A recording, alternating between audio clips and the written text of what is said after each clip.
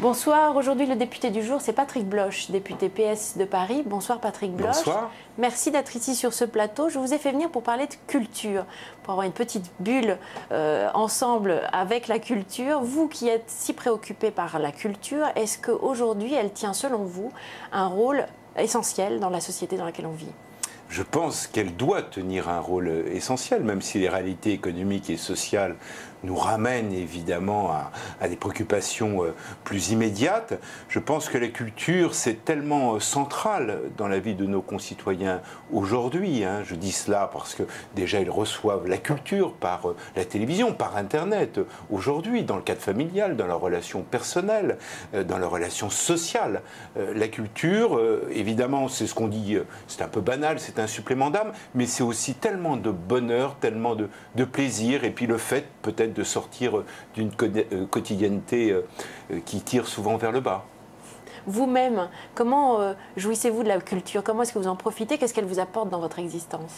Je ne vois pas comment je pourrais vivre sans culture. Je ne vois pas comment je ne pourrais pas écouter de la musique ou de la chanson française. Ce sont mes écoutes principales. Comment je pourrais vivre sans le théâtre, sans la danse, sans aller au cinéma. Voilà. Mais en fin de compte, ce que je vous dis est très banal. Regardez, les entrées dans les cinémas, elles ont explosé l'année dernière sans avoir, si j'ose dire, les ch'tis pour tirer cette fréquentation des salles. Et même si pour beaucoup de nos concitoyens, aller au théâtre, aller dans un musée n'est pas évident, bien sûr, et le rôle de l'éducation artistique est évidemment à ce niveau-là essentiel, notamment pour les plus jeunes générations, je pense qu'il y a eu deux phénomènes très symptomatiques du rapport de nos concitoyens à la culture ces dernières années. Ça a été évidemment l'irruption d'un nouveau média qui s'appelle Internet, qui rend évidemment la culture beaucoup plus accessible et qui élargit l'accès à la culture. Et puis, et je voudrais en parler, profitant de votre invitation, des arts de la rue, qui est une nouvelle forme, un nouveau mode d'expression culturelle qui vise à occuper l'espace public, cet espace partagé à tous les usages, qui doit être partagé par tous et qui connaissent, les arts de la rue connaissent un succès phénoménal. Et c'est très symptomatique du fait que pour beaucoup de nos concitoyens, la culture se doit avant tout d'être partagée. Est-ce qu'il y a des objets ou un objet culturel, j'en sais rien, littérature, musique, ciné, film, qui aurait changé un peu votre existence ? J'ai un film, oui.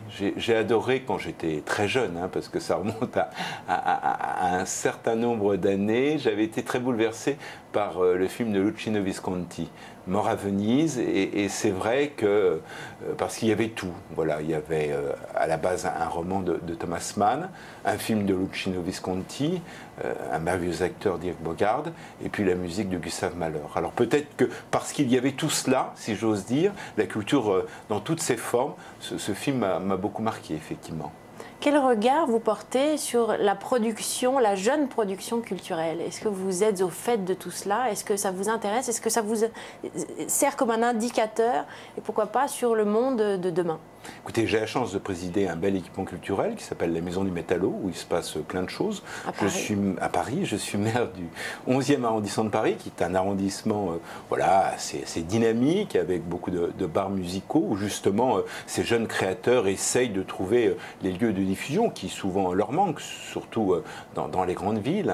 C'est pas facile, bien entendu, parce qu'il faut prendre en compte un certain nombre de contraintes.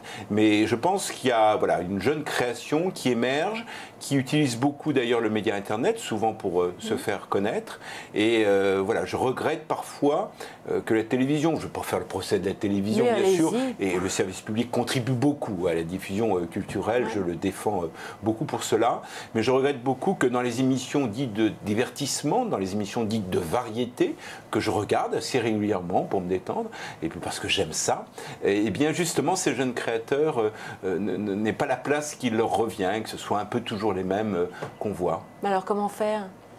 Comment faire? Eh bien, imposer. Voilà, peut-être imposer, il ne s'agit pas de contraindre. En tant que député, nous votons des lois pour imposer à l'audiovisuel public comme privé des missions, et notamment dans le domaine culturel et éducatif. Mais voilà, les émissions musicales sont quand même très rares, les émissions culturelles sont souvent tardives, et puis j'ai vu que ces émissions dites culturelles amènent souvent à ce que des artistes de talent, souvent les mêmes d'ailleurs, c'est un peu comme le monde politique, on voit souvent les mêmes, ouais, eh bien, viennent viennent vendre leur spectacle, parlent beaucoup, et finalement on aimerait mieux qu'ils jouent, qu'ils chantent, qu'ils dansent, bref, que l'art fasse irruption dans nos salons. Et que nous puissions tous le partager. Bien sûr, parce que la culture, ça doit être avant tout un bonheur partagé, un plaisir, un supplément à nos vies. Alors nous resterons sur cette jolie note, je vous en remercie. Merci. Je vous souhaite une bonne fin de soirée. Bonne fin de soirée. Merci. À vous aussi, chers téléspectateurs, nous vous souhaitons une bonne fin de soirée. Si vous voulez revoir cette émission, c'est possible sur le site de la chaîne parlementaire lcpan.fr. À très bientôt. Au revoir.